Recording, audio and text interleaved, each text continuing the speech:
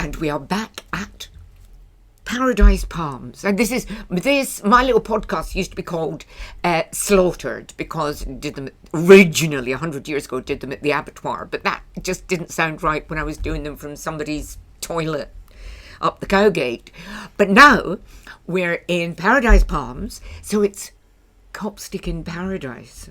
I just love it. I love it. Such a beautiful, sumptuous venue, isn't it? It's fantastic. It's gorgeous. We're on a little stage. It's wonderful. And I am here with two. It's a real girl power podcast, this one, although that's not something I normally feel comfortable saying. We've got Stacey Clare, who I've known for... since 2019.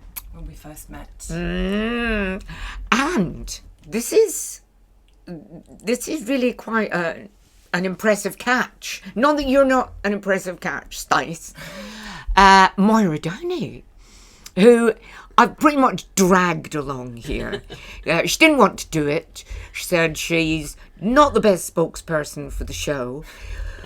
But I think and also it's outside one of my remits, because it's not comedy. And so tell us about this is your fourth year with this show. Third year. We started as a charity outside Cape Town, and we've been going 20 years, school uniforms for children, but I'd always wanted to bring something to the Edinburgh Fringe. And we did have a drama school, we'd bus the kids in and all of that, but then I started to audition for people in the township. And we've been devising this show over 3 years, and this year I have 10 of the most amazing singers and dancers. They can all sing, they can all dance, and we basically do the history of South Africa and base it around the 12 official languages of South Africa. So it is the history, we don't shy away from it, but it's in song and dance. Wow. And I'm just going to say this because this is a sound-only podcast. Is there a problem, and not in a racist way, because you're white? Well, you'll have to see the show to see if the demographic of South Africa is covered in the show. So we keep to absolutely... we have 8 of one particular shade, 2 of another, and 1 of another. Oh, wow. You've got a little African rainbow there. We do have, yes. That's fantastic. Yeah. And your accent, is that like posh South African? I actually came to England in 1977, shows how old I am. But I go back twice a year for the charity, and my family are still out there. So South Africans think I sound English, English people think I sound South African. Yeah, Scottish people think you sound quite South African too, Stace? Oh, well, if you want to talk about accents, darling, I've got a bit of a exotic accent. Oh, no. As it happens. And it was just, I remember the first time, I went, hello, yeah, I'm Stace. Hello, darling. Right. We will come to you in a second. Now, do you think, Moira, that, because it's 100 years ago, I did quite a lot of work with Craigmillar Festival Society, which, Craigmillar is not exactly a township, but it's the closest thing Edinburgh's got. It was just a bit of a hellhole, and it was one of those places where, I'm a grammar school kid, and I was like, well, if you just try hard enough, it'll all be fine. And what do you mean you've not got a job? Just apply for something. Craigmillar was one of these places where if you had a Craigmillar postcode, your application was binned. Oh. I learned a lot working with Festival Society. The kids had nothing. Yep.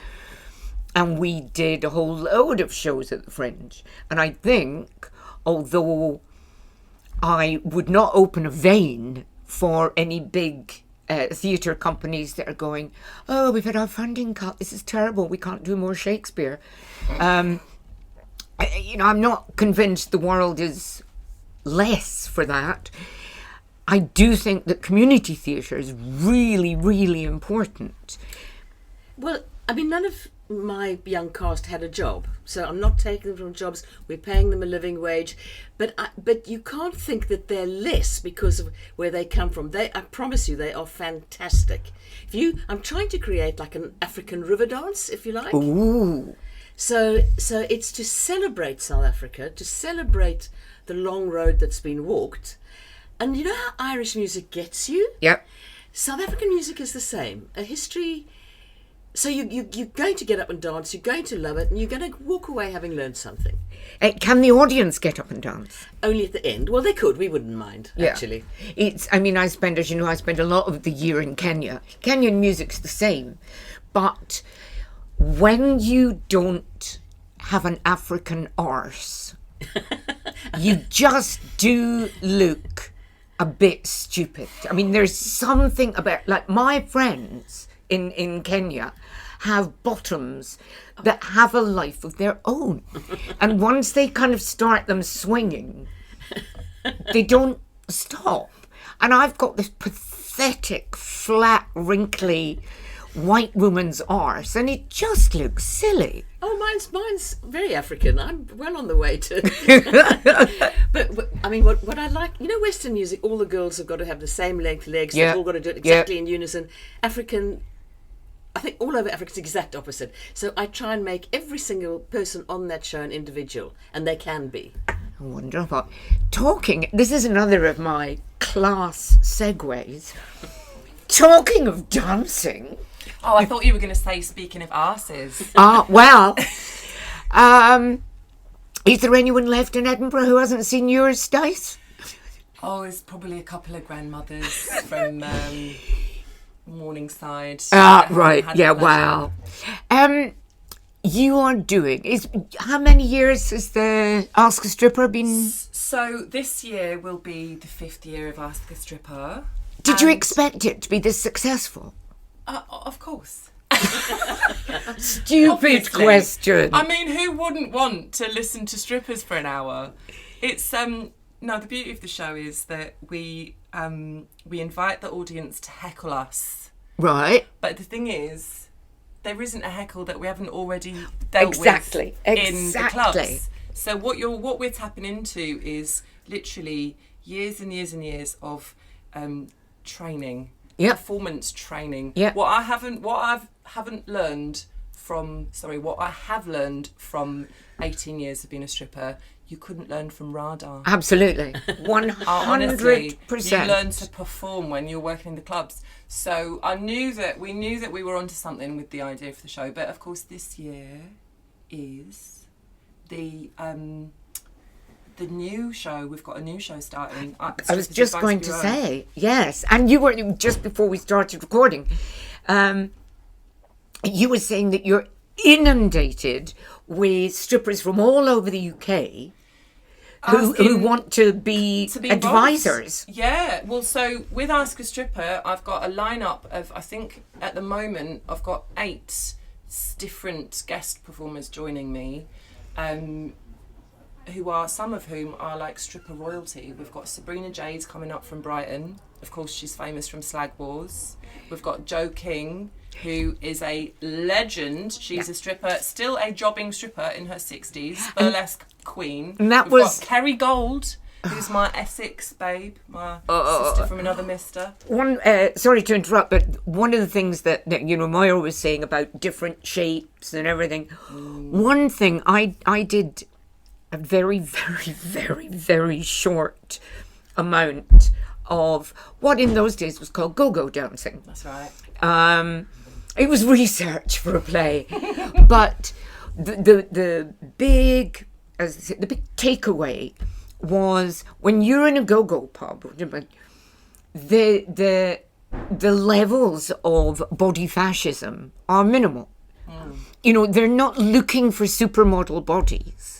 And so there was one lady then, who was very much older, but I think they called the stripping granny or something. But the guys loved her because she would really sell it. And she didn't rely on, great tits and a tight arse and just going through the motions, if you'll pardon the expression. She really sold it. And that was what That's what that audience likes. So really, although you would think that the world of stripping and all of that is quite a body fascist place, it's the most open-minded place I've ever worked. I would agree with you in that the audience who patronise the average strip club are not necessarily looking for an unrelatable supermodel. They might actually be looking for, you know, the girl next door, or, you know, someone who looks a bit like the wife. So it's not necessarily what people think, but this is actually a theme that comes up very often when we're doing the show, is people asking us, so, you know, what's it like, body image? They ask us about how we see ourselves, how we feel about our bodies. What's it like working in a club where you're obviously being scrutinised for the way you look? Fascinating topic. Yeah, because you're not really. And even the other dancers don't. I mean, out in the big wide world, people are always going, you put on a bit of weight or whatever, or why are you wearing that, your tits are saggy. That almost never happens inside a... I like to think that we are maybe moving on a little bit as a society, don't you think? No, we're not. So. Are we not? Tricky that one. Something, yes and no. I mean, and it is... I obviously I realise South Africa's a long way from Kenya, but it's very different, I have found, in Africa. Not in the fact that it's a completely different continent and all that, but that the bigger body, the flesh is celebrated. Yeah. And also, they don't seem to have any ageism. No. Like, No. you know, the flirting that goes on is quite something. Oh, I was told by a picky motorbike taxi guy, hey, Mama B, you are very old, but I think you could still be good for sex. And you're, well, I'd give it a go. Well, honestly, some of the most confident, sexy women that I know are mature. They're entering there. And that's what makes it sexy. You know, yeah, absolutely. You know, Confidence is sexy. You don't want to be banging away with somebody that's going, oh, mind my hair. Don't look at me without my makeup on. Turn the light off. Don't look at my scalp. No. Absolutely. So, Yes-Ya-Yebo, which is apparently the word yes in 3 different languages. Yes, ya, and yebo, yeah. And, you know, that's kind of a generic yes, yebo. So, yes. Yes. Excellent. Which is on where, when, and I think we all know why we should go, but tell us again. Oh, just because you'll have a great time, basically. But it's 5:30 in the ballroom, and then the second half at the Cave at Just the Tonic at 4:30. Excellent. So. And will there be, you know, like, for example, will the bucket at the end go to the charity? Oh, the fundraising costs mainly to feed us in the first place in Edinburgh, because there's a cast of 10 and then 2 crew. So the food, just feeding us, is quite a lot of money. Right. And then we'll have to fundraise again for if we ever came back next year, because it's a lot of money, accommodation and all of that. But this is about it goes awareness back in. raising and... Partly to try and create, I would like to take the show on tour. But Ooh. obviously we're doing a little. We're going to Bournemouth for 3 shows, London for a show this year. I'd like to do more next year, but it depends on what I can achieve this 3rd year. Wow. That's impressive. Stace, Yes, you tell us about your 2 shows. 2 shows. So Ask a Stripper, returning for the 5th year. By popular demand. It's very popular. At the Dragonfly. Love the Dragonfly. 9:30 every night except Mondays from the 31st to the 24th. And the second show, our brand new show, which I'm very excited to announce, is the Strippers Advice Bureau, which is 3:15 at the Kick-Ass Cowgate. Whoa. And that show is in fact unticketed. It's bucket show, also it's completely bucket show, so you can come along in and see what you think. That show is Strippers Advice Bureau, atypical agony aunts. Come and get life advice from 2 strippers. Bring your dilemmas and we will be your gurus. Okay. Will there be tits? Well, it's an afternoon show. Right, so okay, yeah. We might put some pasties on the nipples. Lovely, just lovely. for a bit of decorum, because we can't have too many. No, You know what I mean? no. And not on the cowgate. Not on a cowgate. Not, you know. I want to come to all of it.